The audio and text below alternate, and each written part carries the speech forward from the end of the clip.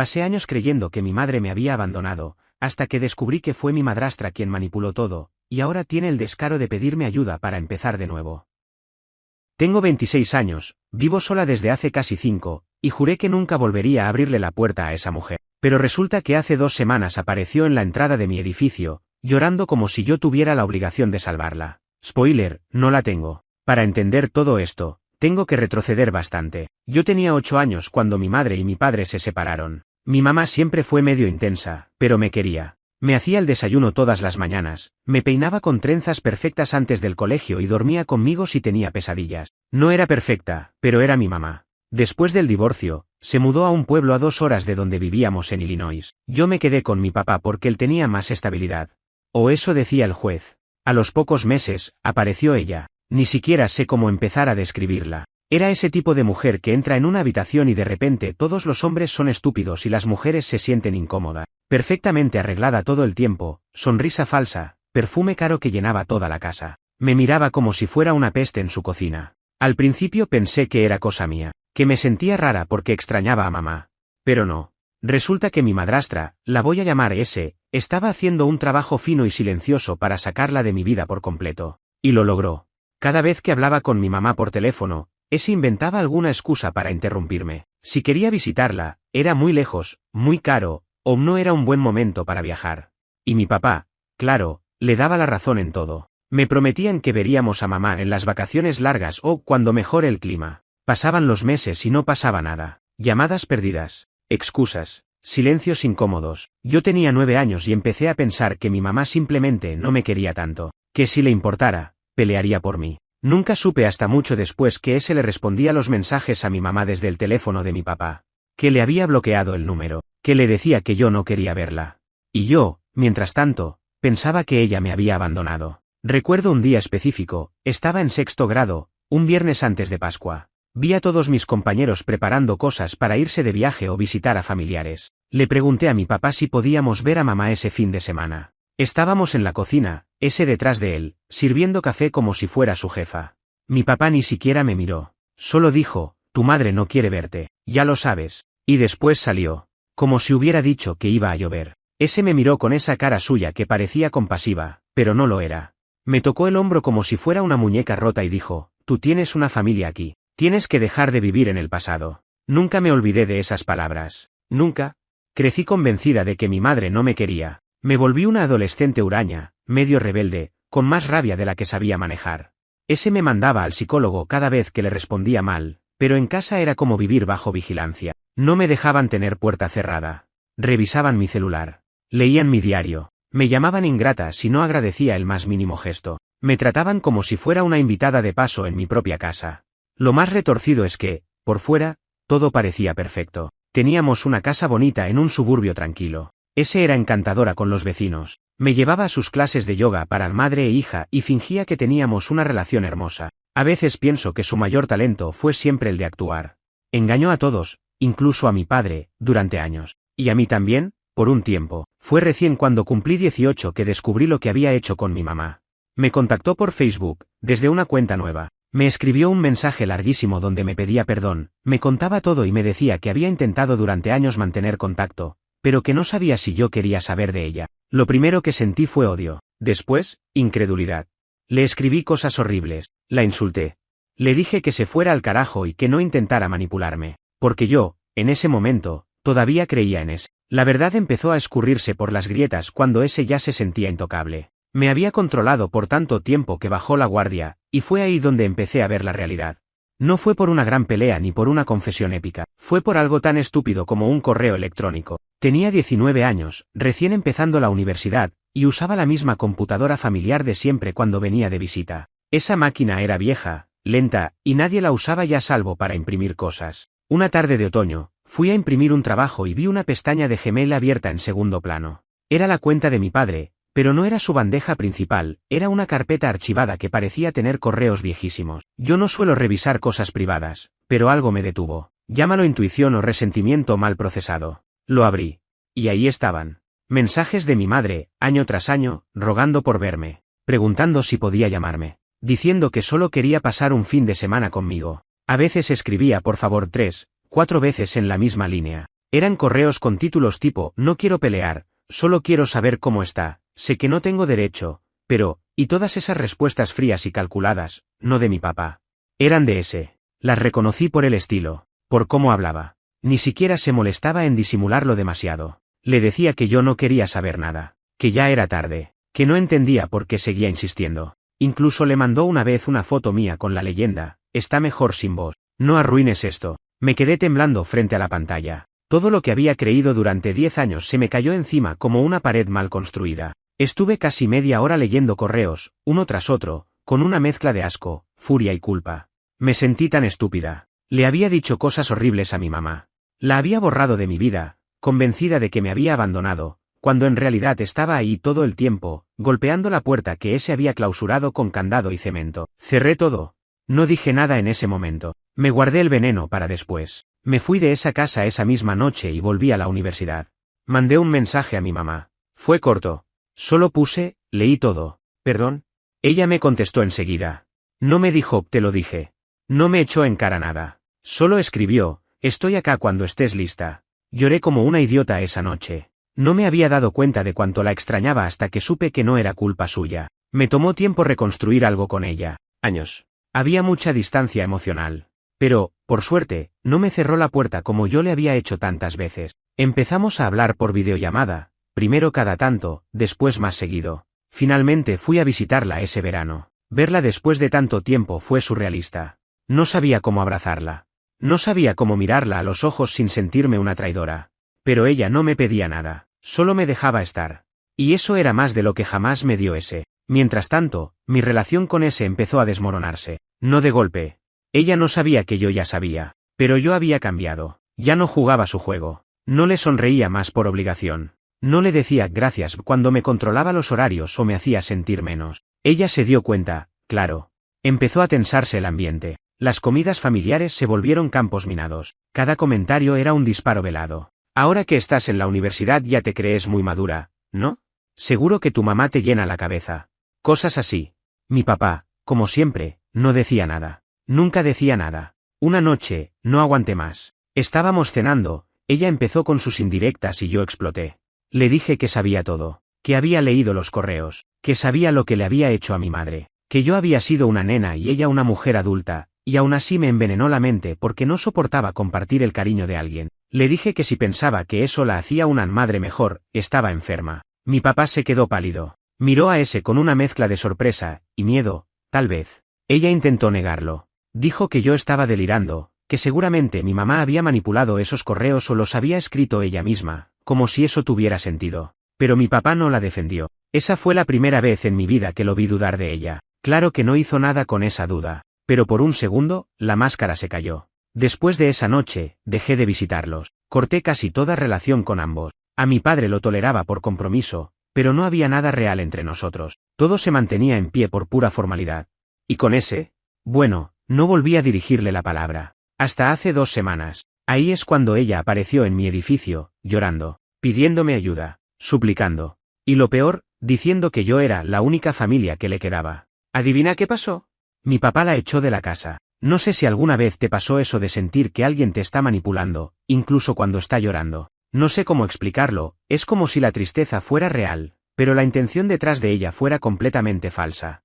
Eso fue exactamente lo que sentí cuando abrí la puerta de mi edificio y la vi a ella, parada ahí, con una valija y la cara empapada de lágrimas, repitiendo que no tenía a dónde ir. Mi primer impulso fue cerrarle la puerta en la cara. Literalmente. Pero me quedé quieta, medio en shock, porque no entendía qué carajo estaba haciendo ahí. Lo último que supe de ella fue que seguía viviendo con mi padre, que su vida era tan perfecta y organizada como siempre, y que yo era una nota al pie en su historia. De repente verla ahí, rota, desmaquillada, sin ese aire de superioridad, fue como ver a un personaje de videojuego sin el disfraz. Me dijo que mi papá la había echado hacía una semana, que estaba durmiendo en un hotel barato, que no tenía familia cerca, que necesitaba ayuda, aunque sea unos días. Lo dijo como si yo fuera su amiga, su hija, su salvación. Y te juro que por un segundo me pregunté si no estaba soñando. Le dije que no, que lo sentía, pero no. Cerré la puerta, no de un portazo, pero con decisión. Y subí a mi departamento con las piernas temblando. No sé cuánto tiempo estuvo ahí abajo. Capaz se fue enseguida. Capaz esperó. No me fijé. Esa misma noche empecé a recibir mensajes, de números desconocidos, de familiares que ni siquiera me saludaban en Navidad. Todos diciéndome que cómo podía ser tan fría, que era su casa también durante años, que nadie merece quedarse en la calle, y que por lo menos ella me crió. Esa última me destrabó el coraje que necesitaba para responder. Les escribí a todos lo mismo, no me crió. Me envenenó. Y ustedes la dejaron. La versión oficial, según lo que logré reconstruir después, es que mi papá descubrió algo feo. No tengo todos los detalles, pero parece que ese le venía escondiendo una deuda bastante grande. Compras compulsivas, préstamos sin pagar, algo así. Pero no era solo el tema económico. Mi papá encontró mensajes en su teléfono. No sé si estaba engañándolo, o si solo coqueteaba con alguien, pero fue suficiente para que la echara. Por primera vez en su vida, hizo algo que nadie esperaba, se hartó de ella. No fue con gritos ni escándalos, simplemente le dijo que se fuera, que no quería verla más. Y ahí es donde entro yo, según su lógica torcida. Porque claro, ¿quién mejor que la hija que ella manipuló durante una década para darle refugio ahora? Después de cerrarle la puerta, no dormí. Pasé horas dándole vueltas al asunto. No porque dudara de mi decisión, yo sabía que no debía dejarla entrar, sino porque me impactaba lo desquiciado de su pedido. ¿Cómo podía pensar que después de todo, yo iba a salvarla? ¿Qué parte de nuestra historia le hizo creer que podía venir a tocar mi timbre como si nada hubiera pasado? El cinismo me dejó helada. Y la bronca volvió con todo. Porque si algo me enseñó esta mujer, es que el victimismo es su recurso más potente. Sabe llorar. Sabe temblar justo lo suficiente. Sabe decir no tengo a nadie con una voz que te parte. Pero yo sí tengo memoria. Y no estoy dispuesta a fingir que todo eso no pasó. Me empezaron a llegar mensajes más densos. Mi tío, hermano de mi papá, me mandó un audio diciendo que si no fuera por ese, yo no habría terminado la escuela, que ella se encargó de mí cuando mi padre estaba ausente. Me habló como si yo no recordara cómo fue realmente, como si no supiera que muchas veces ese me dejó sola durante horas mientras ella salía con sus amigas, como si no recordara las veces que me gritó que era una inútil como mi madre, o que nadie iba a quererme con ese carácter. Pero lo que más me rompió fue el mensaje de mi papá. Me escribió después de casi un año sin hablarme, no para saber cómo estaba, no para pedirme perdón. Me escribió solo esto: no pensé que fueras tan cruel. Te pareces cada vez más a tu madre. Ahí supe que había tomado la decisión correcta. No lo bloqueé. Quería que supiera que leí eso. Que vi cómo, incluso ahora, seguía eligiendo a esa mujer sobre mí. No me sorprende, pero sí me dolió. Es como si ese tipo de heridas nunca terminaran de cerrar. Cada vez que creo que ya no me puede decepcionar, encuentra una nueva forma de hacerlo. Y lo más loco de todo es que, a pesar de todo esto, una parte mía, no sé, a veces me agarra culpa.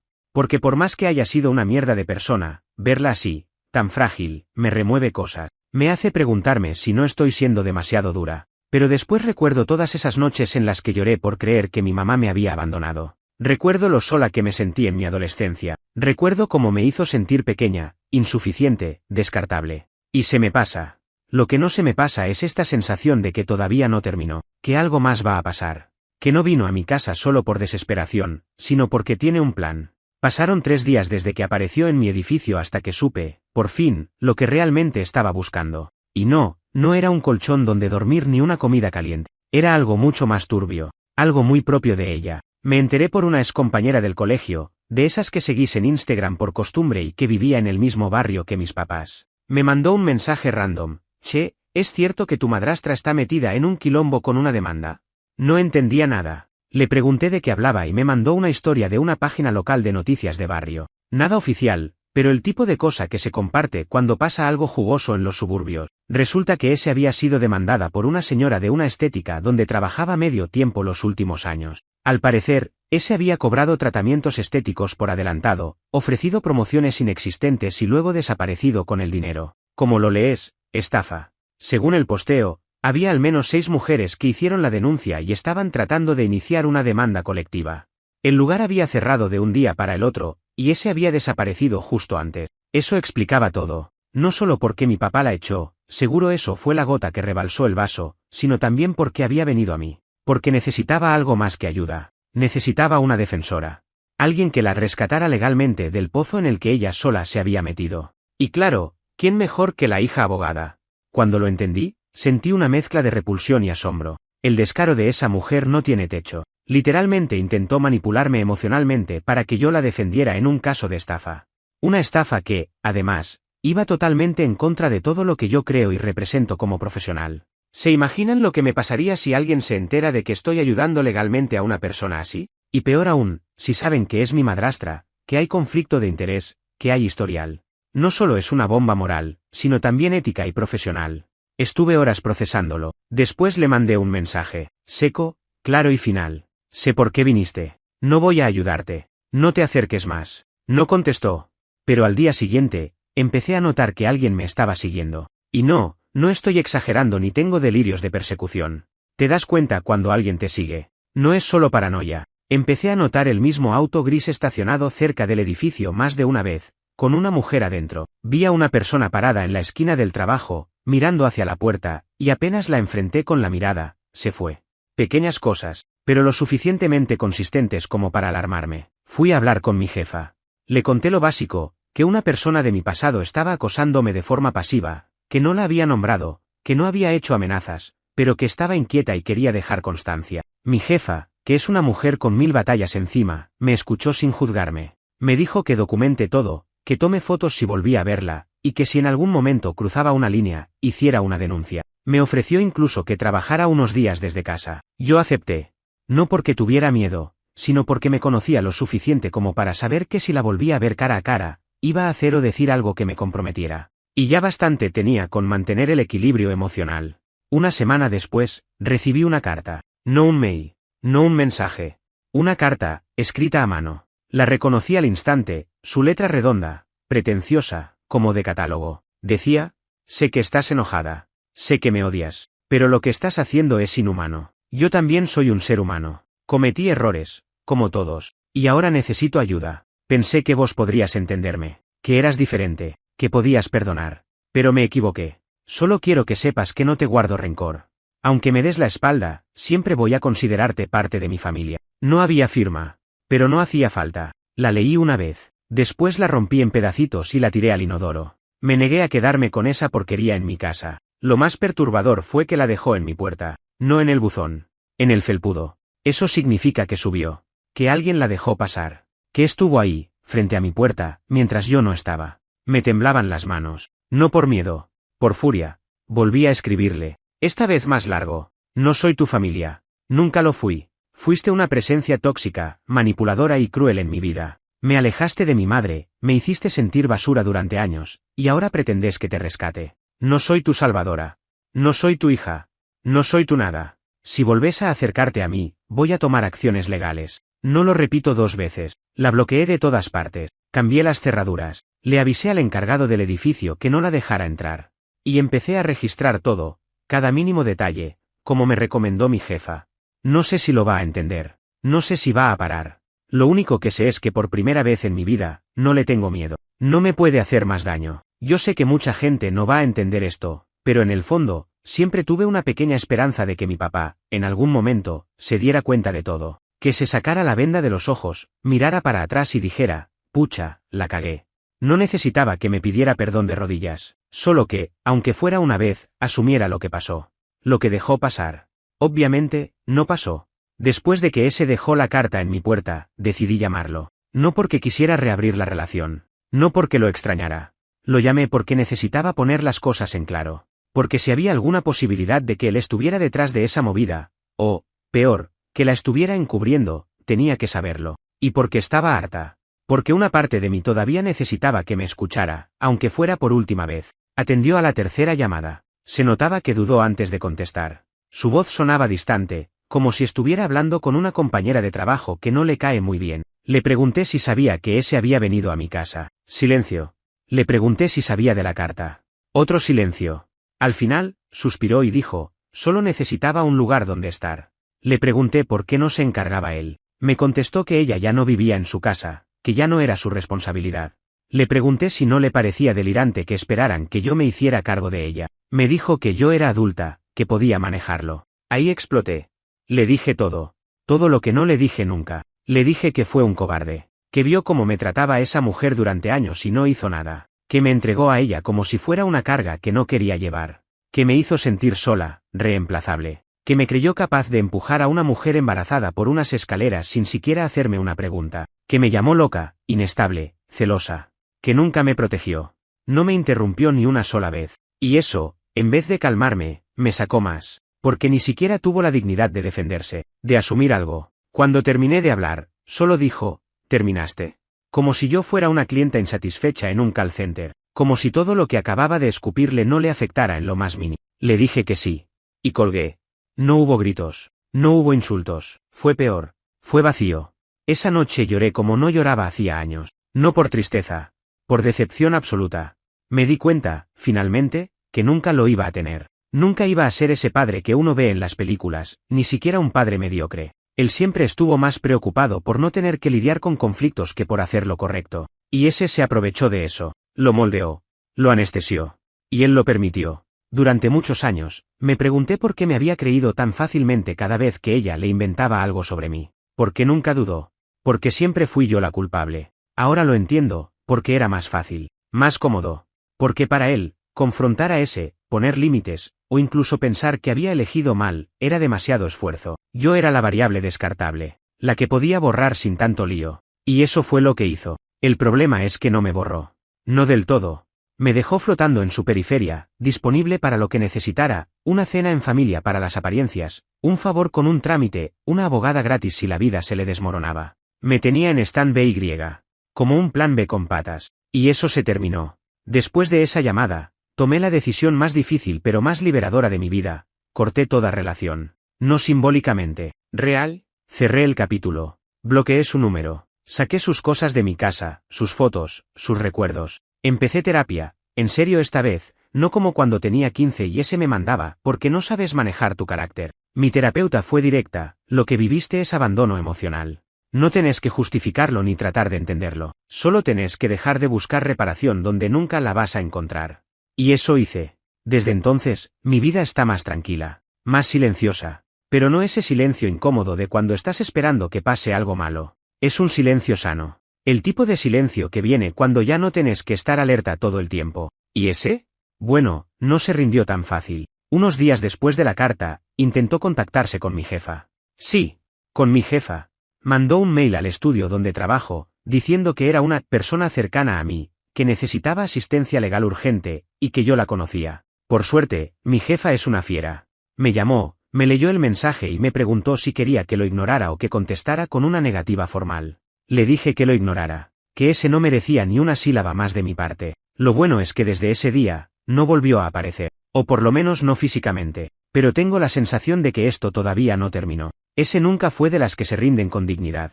Siempre vuelve, siempre tiene una jugada más. Después del intento de contactarse con mi jefa, algo cambió. No afuera, no de forma visible, no volvió a aparecer en mi puerta, no recibí más cartas, pero adentro mío. Me di cuenta de que estaba viviendo en modo defensa desde que tengo memoria, como si mi cerebro estuviera siempre escaneando el entorno, buscando cuándo iba a caer el próximo golpe. Y ahora, sin golpes, me sentía incómoda. Pasaron varias semanas. Volví a trabajar presencial en el estudio, retomé mis rutinas, terapia, amigos, pareja ocasional, todo normal. Pero la normalidad me incomodaba. Sentía que había algo más, que ese no había desaparecido, solo se había replegado. Como si estuviera esperando que bajara la guardia. Y eso me hizo pensar, ¿qué es lo que ella todavía puede querer de mí? No soy rica.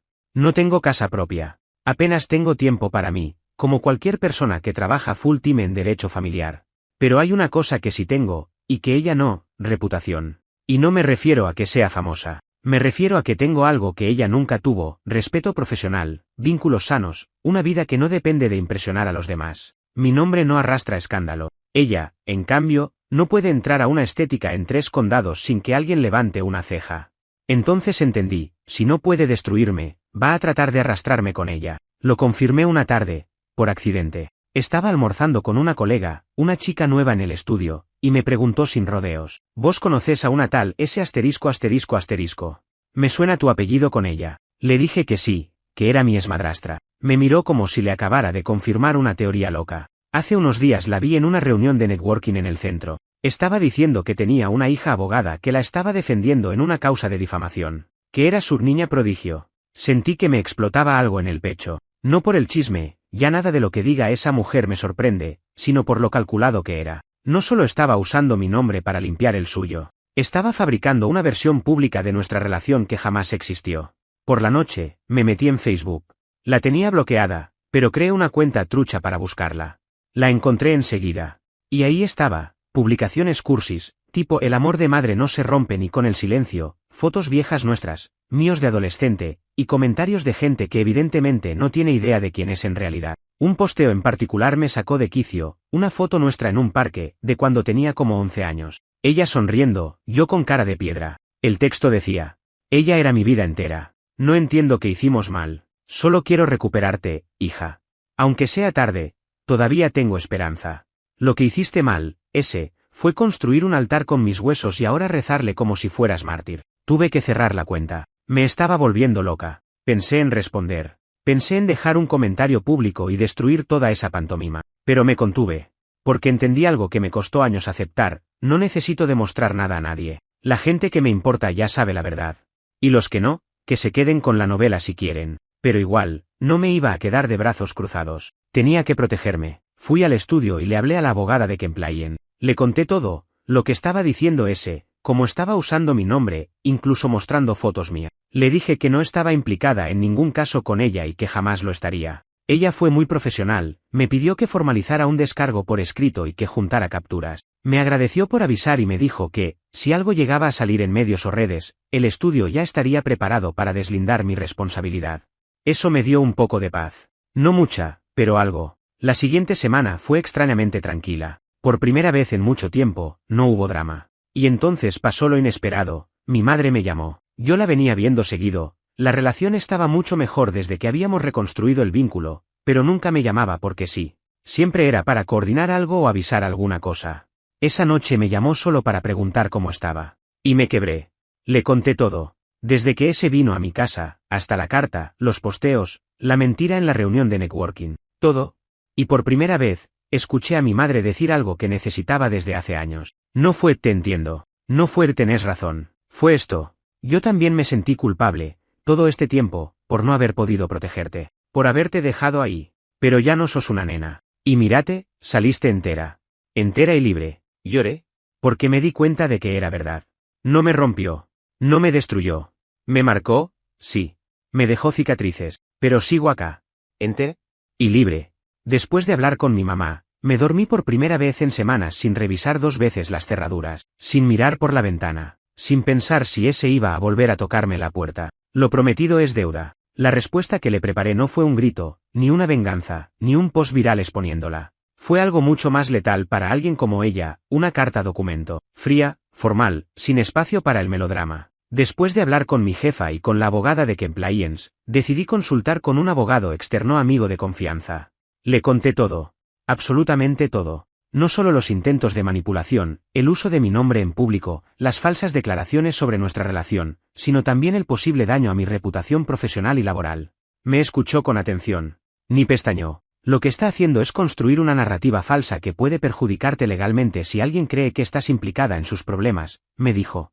Si lo dejas correr, estás dejando que controle el relato. Y ese tipo de gente vive para eso. Así que redactamos una carta documento, formal, impersonal, pero directa. Decía, en resumen, que se abstuviera de utilizar mi nombre, imagen o referencias a nuestra relación en cualquier contexto público o privado. No afirmara que existía o existió vínculo familiar o legal entre nosotras que implicara responsabilidad mía sobre sus asuntos. Cesara toda comunicación directa o indirecta, incluyendo terceros, redes sociales, contacto en lugares de trabajo, etc. Cualquier incumplimiento sería motivo de denuncia formal por acoso y difamación, con acciones legales correspondientes. Le llegó a los 3 días. No me contestó. Pero lo supe porque supe de alguien que sí reaccionó. Mi padre. Sí, otra vez él. Me mandó un mensaje al celular. No tenía cómo contactarme, porque lo había bloqueado de todas partes, pero usó el número de su trabajo. Un mensaje seco: no puedo creer que le mandaste una amenaza legal a ese. Está destrozada. Esto es bajo, incluso para vos. No lo respondí.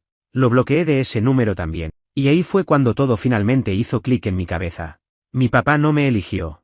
Nunca lo hizo. Y nunca lo va a hacer. Para él, yo era útil mientras cumpliera un rol: la hija que tolera, que no molesta, que aparece en las fotos familiares y se calla cuando la empujan al costado. Pero cuando decidí poner límites, dejar de ser funcional a su idea de familia, me convertí en la enemiga. No le importó que me hubiera separado de mi mamá. Que me haya destruido emocionalmente durante años. Que usara mi identidad para mentir y manipular.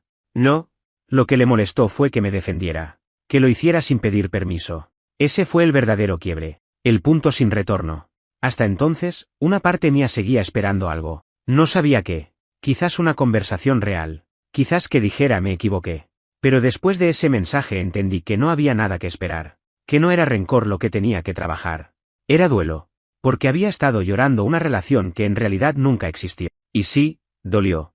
Pero fue liberador. Porque una vez que haces el duelo, no queda nada pendiente. Desde que le llegó la carta, ese desapareció del mapa. Cerró sus cuentas en redes sociales o las puso privadas. Ya no circulan historias sobre ella en mi entorno profesional.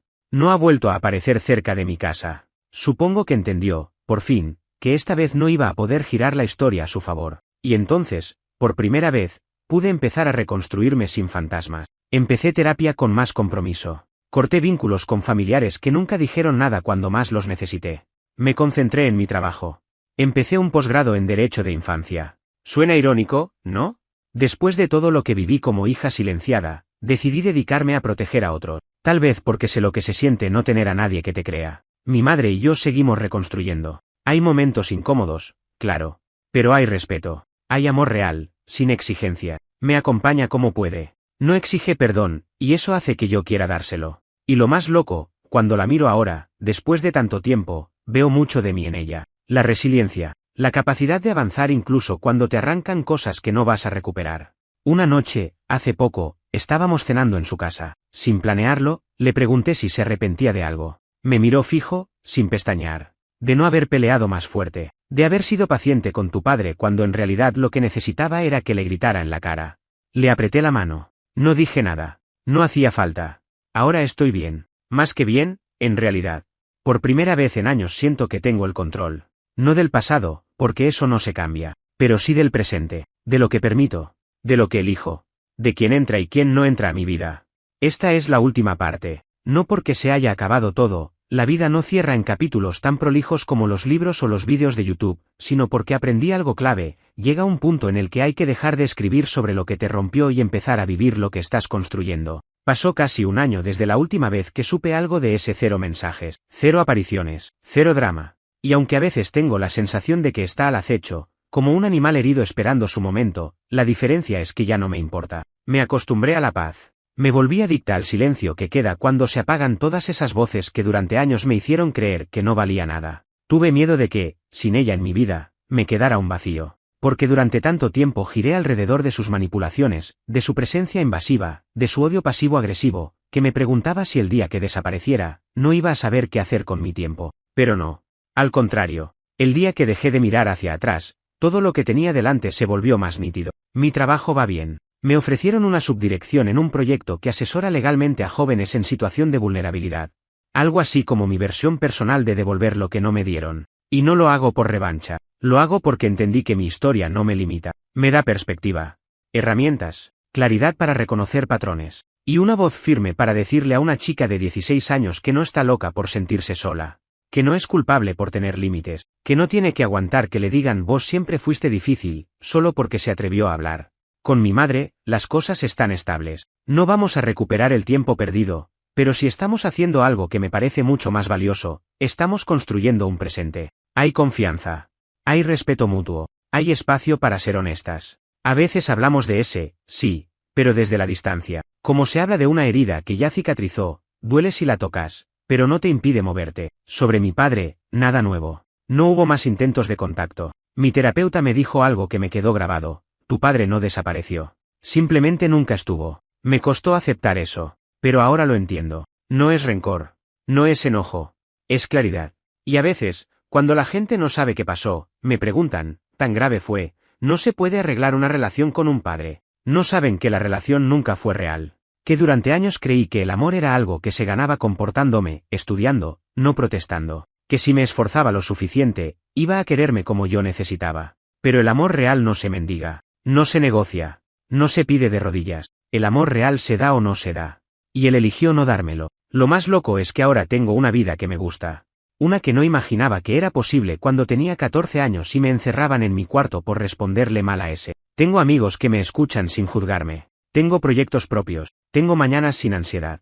Tengo noches sin revisar si alguien está merodeando mi edificio. Y, sobre todo, Tengo la certeza de que nunca más voy a permitir que nadie me convenza de que soy demasiado para ser querida. Hace poco, encontré una foto mía de chica. Tendría 10 años, en el porche de casa, con cara de enojo. Esa cara que me decían que tenía que arreglar porque si no, nadie iba a quererte con ese carácter. Y la miré largo rato. Pensé en todo lo que esa nena tuvo que callarse. En todo lo que aguantó. En cómo se convenció de que merecía tan poco.